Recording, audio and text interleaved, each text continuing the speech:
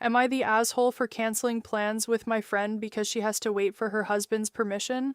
I'm honestly starting to feel like my friend's marriage has slowly swallowed her entire personality. And I know that sounds harsh, but after years of dealing with the same situation over and over again, I finally snapped over something as stupid as a movie night. I'm 30 years old, and my friend, let's call her Jenna, is 31. We've known each other since our early 20s. Yeah, before she got married, we were inseparable. The kind of friendship where you could call each other at midnight to rant about work drama, grab food spontaneously on random Tuesdays, or spend entire weekends doing absolutely nothing together. She used to be independent, funny, spontaneous, confident. Then she met her husband. At first, I actually liked him. Honestly, I still don't think he's a terrible person in the obvious sense. He's not openly rude. He can be funny sometimes, and socially, he's perfectly pleasant to be around. But over time, their relationship developed this weird dynamic that slowly made being friends with Jenna exhausting. Her husband is 42, which already created a little imbalance when they first got together because she was in her 20s and he was already fully established in life. But honestly, the age gap itself never bothered me much. What bothered me was how completely their lives fused together, and I mean completely. Same workplace, same schedule, same routines, same social plans, same everything. At first, I thought it was just the honeymoon phase. You know how some couples become weirdly codependent at the beginning? They disappear for 6 months, act obsessed with each other, then eventually calm down and rejoin normal society. Except Jenna never really came back. Slowly, over the years, it became almost impossible to spend time with her alone. Every single plan somehow became, let me ask my husband, or maybe he can come too. At first, I tried not to judge it because obviously relationships require compromise. And honestly, I don't mind hanging out with partners occasionally. But eventually, it stopped feeling occasional. It became mandatory. Like she physically could not exist socially without him attached to her. And the worst part is that I know exactly why, because he cheated on her before, actually multiple times. That's the real issue underneath all of this. A few years into their marriage, Jenna found out he had been seeing another woman behind her back. It nearly destroyed her emotionally. I remember spending nights at her apartment while she cried hysterically, asking why she wasn't enough for him. Back then, I genuinely thought she'd leave him. Everyone did, but she didn't. Instead, she doubled down on the relationship, and honestly, ever since then, it feels like she's terrified to let him exist outside her line of sight for too long. It's actually kind of sad when you think about it because technically she forgave him, but not really. Not emotionally, not psychologically. Instead, she just built her entire life around surveillance disguised as closeness. They work together now, they commute together, they eat lunch together, they spend nearly every free moment together. And every time I try making plans with her, the same thing happens. Her husband somehow becomes involved. At first, I'd try suggesting girls' nights specifically. Doesn't matter. He still ends up included somehow, and honestly, after years of this, it's become incredibly frustrating. Not because I hate him, I don't, but because I miss my friend. I miss talking freely without someone's husband sitting there the entire time. I miss spontaneous conversations. I miss feeling like Jenna actually has her own independent social identity. Now every interaction feels filtered through her marriage, and honestly, part of me has started feeling resentful because the reason this dynamic exists in the first place is because he cheated. Yet somehow, everyone else's social lives have to revolve around managing her anxiety about his behavior. That frustration has been building quietly for years. Then the movie situation happened. A new movie came out recently that I really wanted to see. Very much a chick flick, romance, drama, emotional nonsense, the whole thing. Exactly the kind of movie Jenna and I used to love watching together before her husband became socially attached to her like a permanent accessory. So I texted her and said we should go see it sometime, since we hadn't hung out in ages. And honestly, for a second, I got excited, because I thought maybe this would finally just be a normal friend outing again. Her response immediately killed that excitement. She said, "I'll have to see if my husband wants to go too." The second I read that text, I physically rolled my eyes. Because of course, even a random movie invitation somehow required husband approval. And honestly, what irritated me most wasn't even that she wanted him included. It was the phrasing, "I'll have to see if he wants to go." Not, "Would it be okay if he came too?" Not, "He might be interested."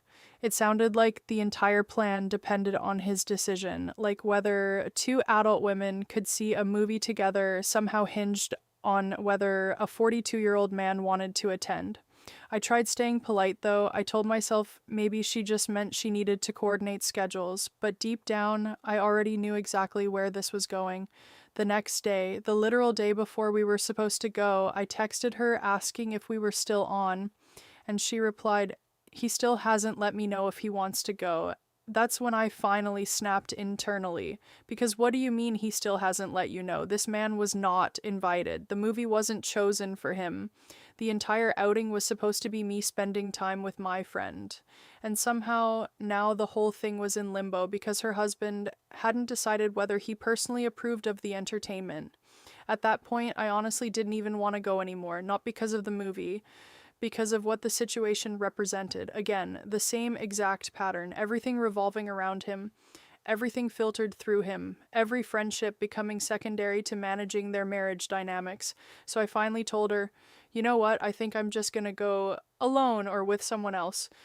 Immediately she got upset, like genuinely offended. She started accusing me of having something against her husband, and honestly, that annoyed me even more because I feel like people always do this whenever you criticize unhealthy couple dynamics. Suddenly you're anti-relationship or jealous or secretly hateful. No, I'm frustrated because I miss having a friendship that doesn't require committee approval.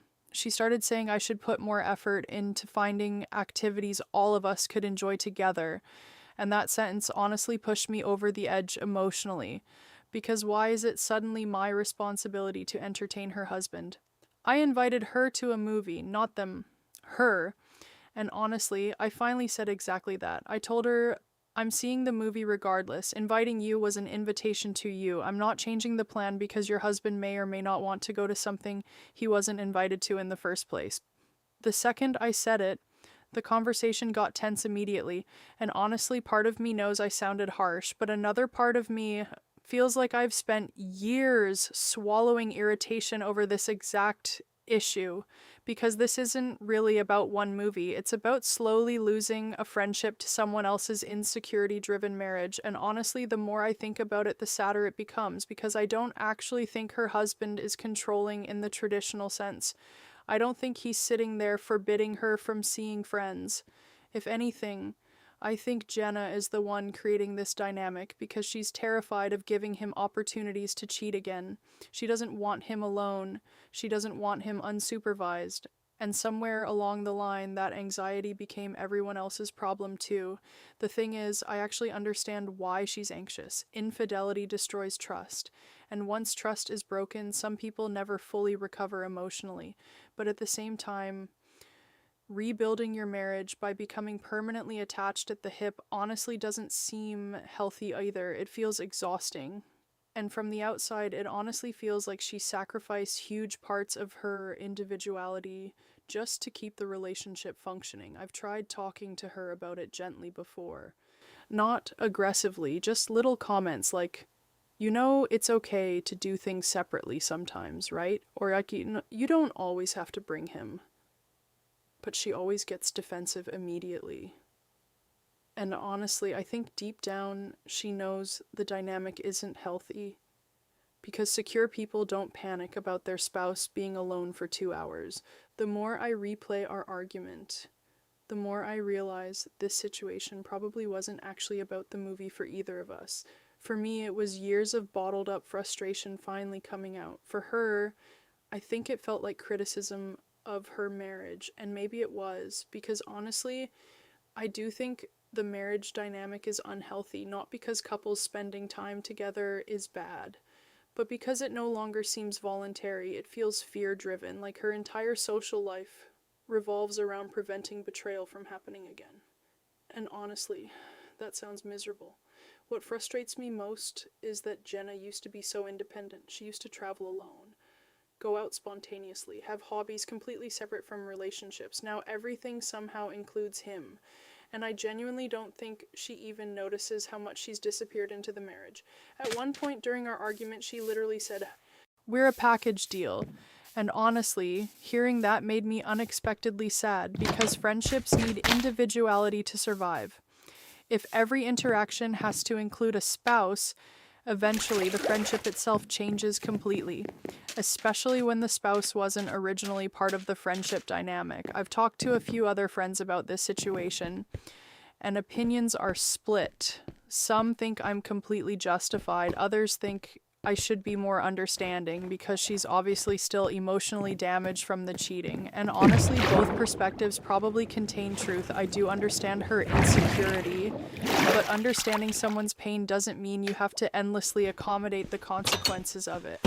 That's where I keep landing emotionally, because at some point, I think adults become responsible for managing their trauma without making everyone else orbit around it. And right now, it feels like Jenna's entire life orbits around making sure her husband never gets unsupervised freedom again. The irony is that I don't even think this system actually fixes anything. If someone truly wants to cheat, they'll find ways. You cannot permanently monitor someone into loyalty.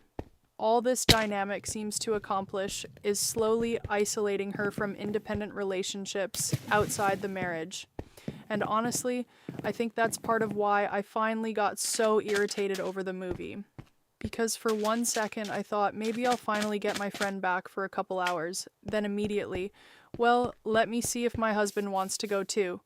It felt like the perfect summary of our friendship now. Everything secondary to him, everything conditional around him, everything shaped by fear of him.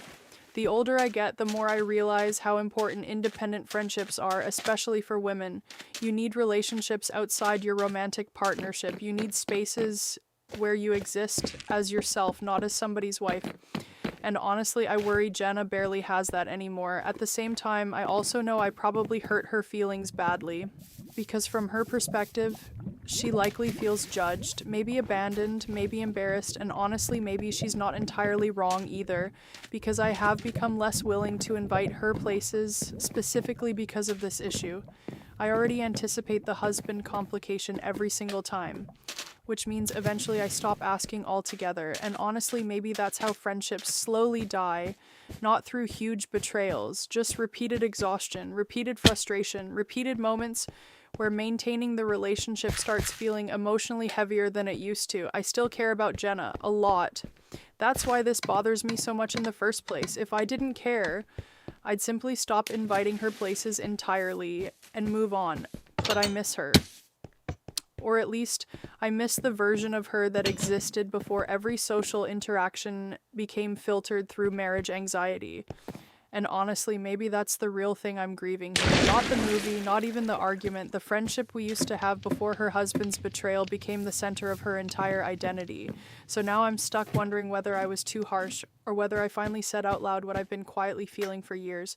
Because honestly, after replaying the conversation over and over in my head, I still don't think inviting one friend to a movie should require approval from a man who was never invited in the first place.